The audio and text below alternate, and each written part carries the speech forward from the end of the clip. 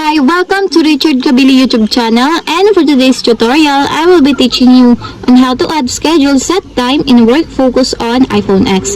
But first, kindly subscribe to this channel and don't forget to hit the subscribe button and the bell to notify you for my new updates. And let's start. Using your iPhone X, from your home screen, first go to Settings. Then in the Settings, scroll down and click the Focus. Then after that, in the Focus, choose the Work. Then in the Work Focus, scroll down and go to Smart Activation section, then click the Add Schedule. Then in the Add Schedule, you can select in this part. For example, you want to add the schedule for the time, then click Time. Then you can adjust the time that you want.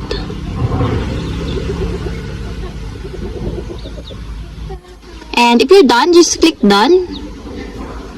And that's it. We have successfully added scheduled set time in work focus on iPhone X. If you have a question, kindly comment down below and don't forget to hit the subscribe button and the bell to notify you for my new updates. And thank you for watching!